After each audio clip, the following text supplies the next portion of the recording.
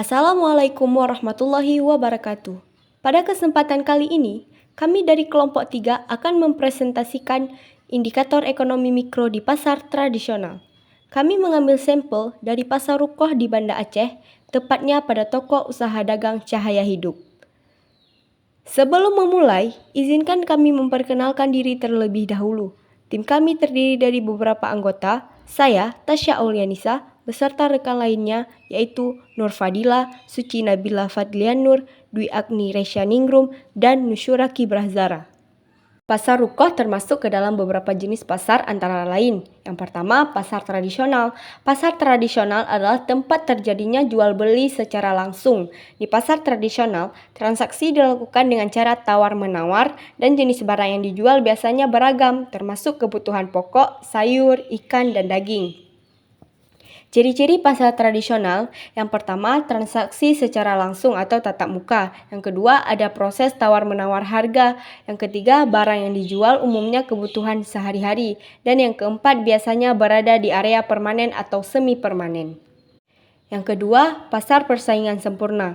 Pasar persaingan sempurna adalah struktur pasar di mana terdapat banyak penjual dan pembeli sehingga tidak ada pihak yang dapat mempengaruhi harga pasar secara individual.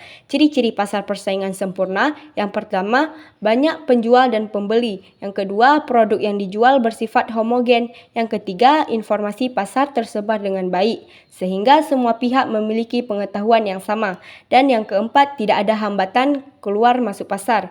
Yang kelima, harga ditentukan oleh pasar, bukan oleh penjual atau pembeli individual. Yang ketiga, pasar homogen. Pasar homogen adalah jenis pasar di mana produk yang dijual memiliki kesamaan atau tidak memiliki perbedaan antara satu penjual dengan penjual lainnya. Produk di pasar homogen dianggap sama dalam hal kualitas, bentuk, dan kegunaan. Ciri-ciri pasar homogen: yang pertama, produk yang dijual serupa atau sama, baik dalam kualitas maupun karakteristik. Yang kedua, konsumen tidak terlalu mempermasalahkan siapa produsen atau penjual produk tersebut. Dan yang ketiga, biasanya lebih mudah untuk menentukan harga standar di pasar homogen. Selanjutnya akan dilanjutkan oleh rekan saya. Indikator ekonomi mikro di pasar tradisional Rukoh mencakup berbagai aspek yang berkaitan dengan pelaku pasar dan dinamika transaksi. Yang pertama ada pelaku pasar. Pelaku pasar mencakup 3 poin. Yang pertama, pedagang. Berdasarkan hasil survei pada pasar tradisional Rukoh, tepatnya pada toko UD Cahaya Hidup, mereka memiliki lokasi tetap untuk berjualan. Mereka menjual barang dan menetapkan harga. Maka, jenis pedagang pada toko tersebut merupakan termasuk pedagang tetap. Peran pedagang sangat penting dalam ekonomi karena mereka tidak hanya menjual barang, tetapi juga berfungsi sebagai penghubung antara produsen dan konsumen. Yang kedua ada pembeli. Berdasarkan hasil survei pada pasar tradisional Rukoh, tepatnya pada toko UD Cahaya Hidup, mayoritas pembelinya kebanyakan mahasiswa karena letaknya strategis dengan tempat tinggal mahasiswa sehingga mudah dijangkau. Dan jumlah frekuensi pembeli per hari lebih dari 100 orang. Pembeli adalah konsumen yang membeli barang untuk memenuhi kebutuhan sehari-hari. Mereka memiliki kebebasan untuk memilih barang yang sesuai dengan daya beli mereka. Dalam konteks pasar, pembeli berperan aktif dalam menentukan permintaan barang yang pada gilirannya mempengaruhi harga. Yang ketiga ada distributor. Berdasarkan hasil survei pada pasar tradisional Rukoh, tepatnya pada toko UD Cahaya Hidup, mereka sebagian belanja barang melalui perantara sales, pengiriman dari Medan dan Takengon. Dan sebagian mereka berbelanja sendiri pada pasar induk Lembaro.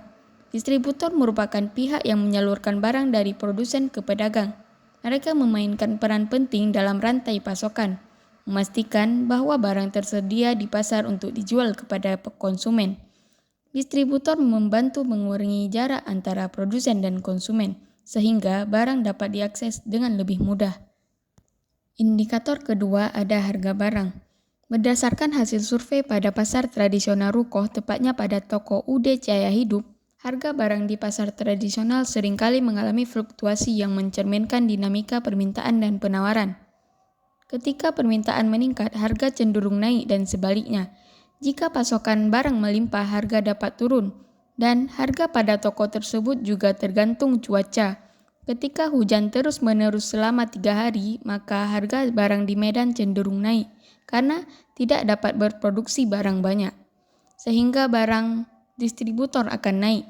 Dalam proses jual beli pada toko tersebut juga terdapat proses tawar-menawar antara pembeli dan penjual, yang merupakan indikator penting dalam penetapan harga. Pembeli dan penjual akan bernegosiasi untuk mencapai kesepakatan harga yang saling menguntungkan. Fluktuasi harga di pasar tradisional mencerminkan permintaan dan penawaran. Proses tawar-menawar antara pembeli dan penjual juga merupakan indikator penting. Tawar-menawar hanya dapat dilakukan pada pasar tradisional, sedangkan pada pasar modern, harga barang sudah pasti. Selanjutnya, saya Dewi Agnaresyaningrum, saya akan menjelaskan mengenai volume penjualan. Sebenarnya dalam pasar persaingan sempurna seperti pasar tradisional, volume penjualan setiap pedagang itu akan berbeda-beda tergantung pada tingkat penawaran dan permintaan di pasar tersebut.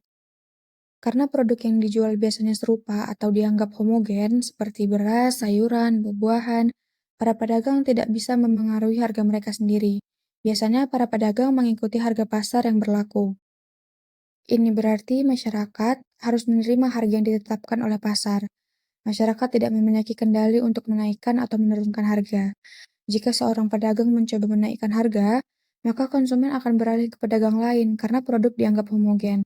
Sebaliknya, jika seorang pedagang berusaha menjual di bawah harga, maka pedagang tersebut akan merugi karena tidak memiliki manfaat tambahan yang didapat. Pada toko usaha dagang cahaya hidup, bahan-bahan pokok rumah tangga seperti cabai merah laku terjual sebanyak 25 kg setiap harinya. Begitu juga dengan bahan-bahan pokok rumah tangga lainnya. Volume penjualan pada toko yang menjual bahan-bahan pokok sehari-hari cenderung stabil, karena barang-barang tersebut merupakan kebutuhan esensial yang selalu dicari oleh konsumen. Meski demikian, volume penjualan bisa dipengaruhi oleh beberapa faktor seperti musim, harga barang, daya beli masyarakat, dan kondisi alam. Selain itu, momen-momen tertentu seperti hari raya atau liburan bisa meningkatkan volume penjualan secara signifikan karena adanya permintaan yang lebih tinggi. Berikutnya adalah frekuensi pengunjung. Pasar tradisional Rukoh memiliki dinamika yang kompleks dengan interaksi antara pelaku pasar yaitu pedagang, pembeli, dan distributor yang mempengaruhi harga penjualan dan kepuasan konsumen. Frekuensi pengunjung pada toko tersebut berkisar antara 100 orang lebih per harinya. Dan frekuensi ini dipengaruhi oleh kondisi cuaca dan musim-musim tertentu. Pada musim panen, frekuensi pengunjung bisa meningkat karena harga barang tertentu bisa menjadi lebih murah atau karena meningkatnya permintaan konsumen.